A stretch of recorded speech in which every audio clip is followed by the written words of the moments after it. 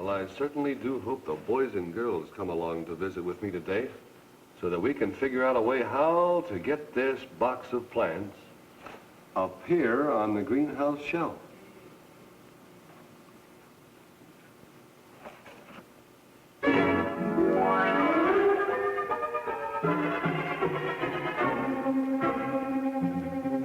Now, boys and girls, it's time to wonder.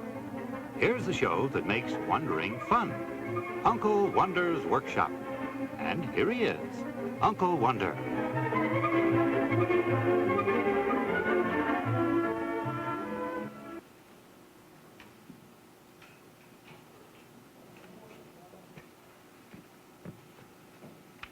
Well, hi, boys and girls.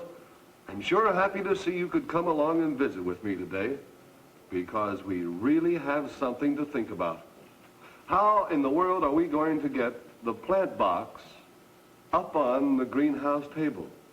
Have you been thinking about it? Well, good.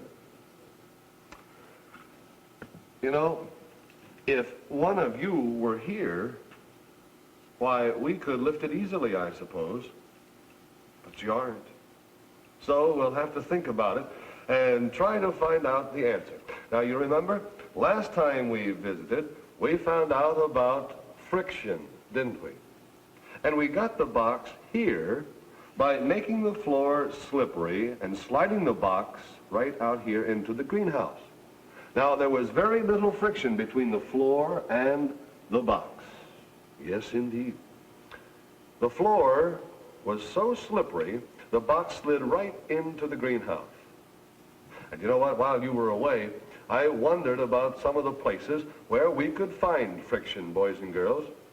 Have you been thinking about it too? Well, good. Well, now let's see. Air can cause friction. Why, sure. When things move through the air rubs against them to cause friction. Now, remember, we said with smooth things, there was very little friction. And with rough, lumpy things, there is more friction. Now, how do you suppose we can show friction in the air? I know a way.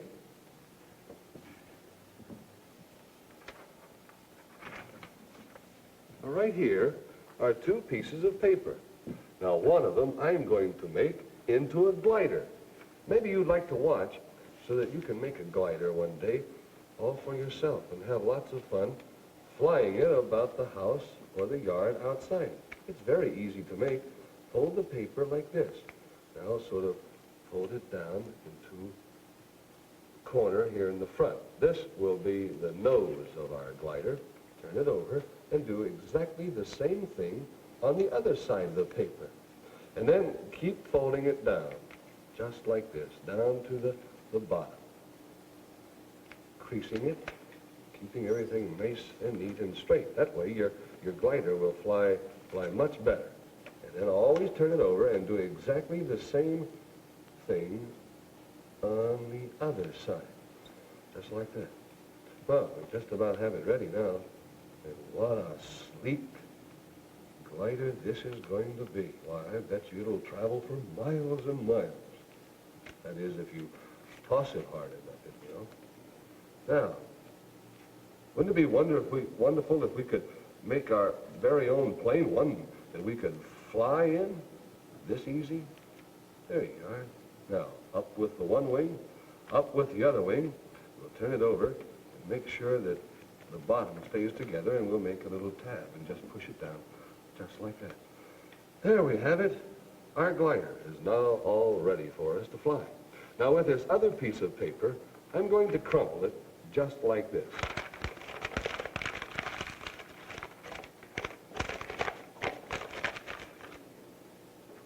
We're all set. But for what? Well, let me ask you a question. Which piece of paper do you think would cause less friction or rubbing against the air?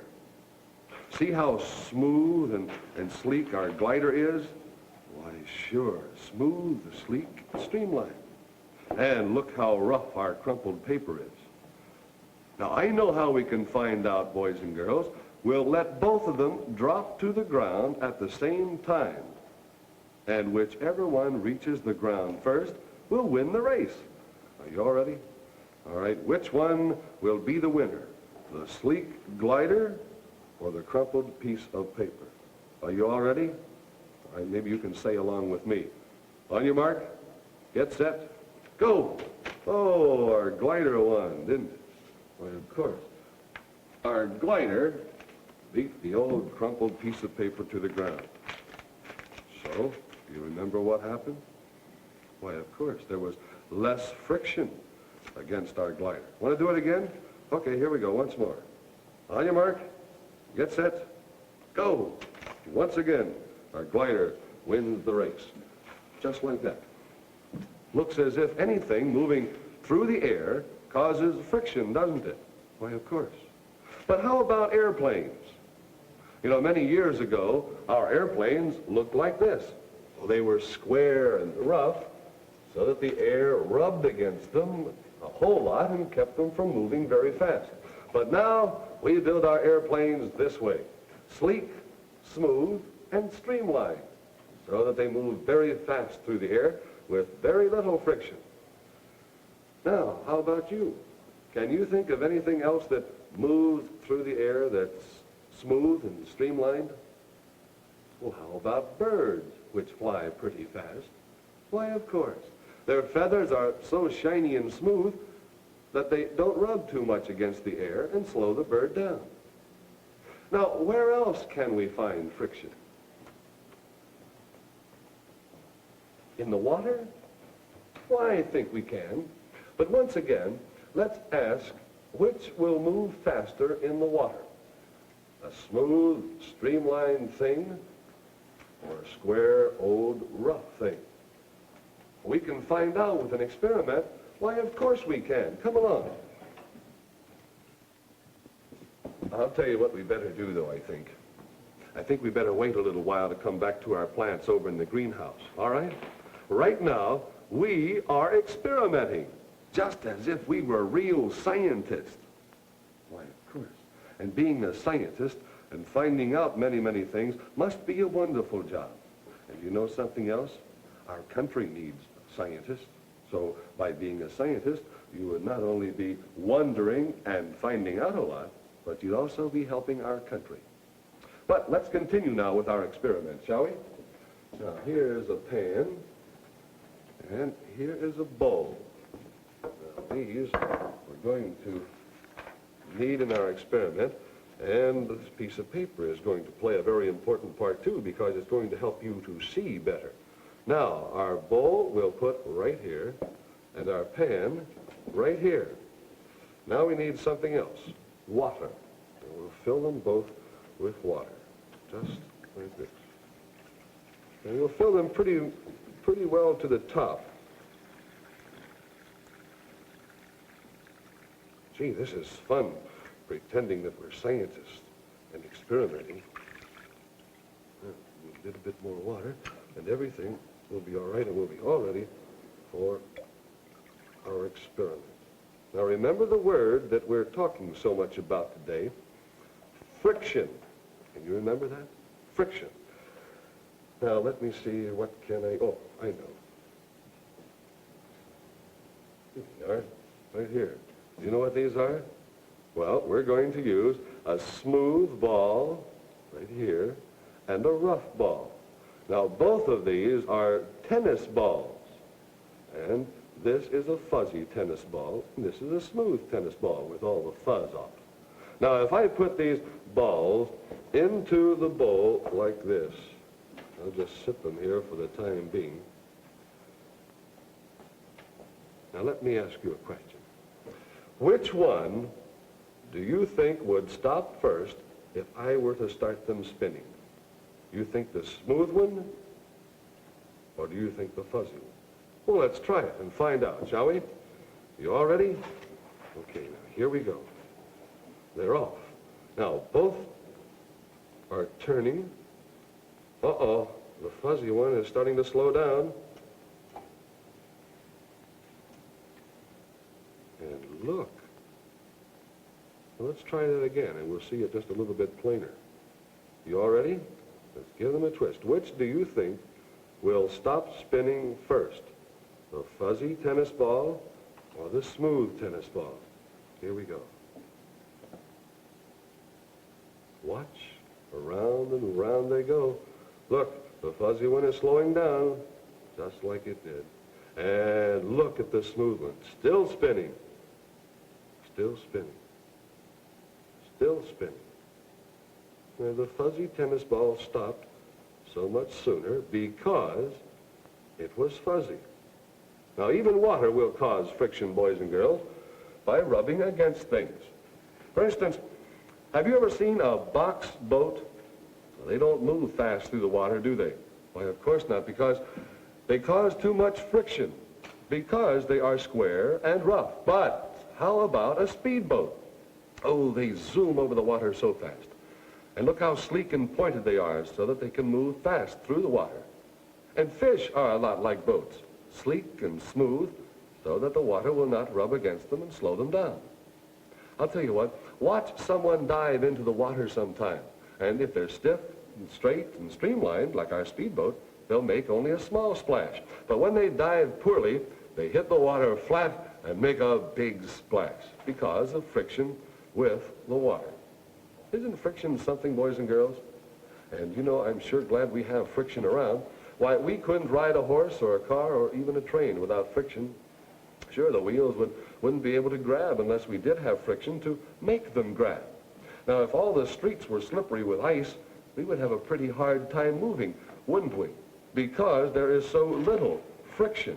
That's right. Now, we can make friction, though. Why, sure, we can put snow chains on the tires to make them grip and grab the snow and ice. Let me see, and I'll show you. I have my snow chains around here somewhere. Oh, yes, they're right over here.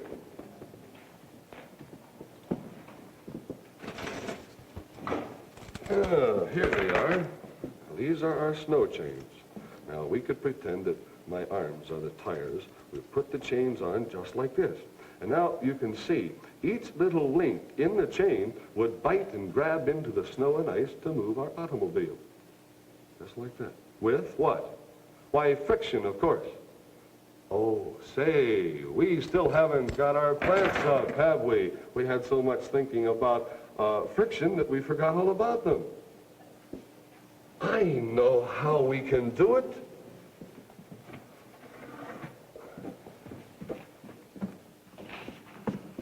With these boards. Why, of course. I bet you're wondering, how is Uncle Wonder going to get the box of plants up on the greenhouse table with these two boards? Well, I'll see you next time, boys and girls, with a way that we can do it. And in the meantime, would you remember something for me? It's fun to wonder.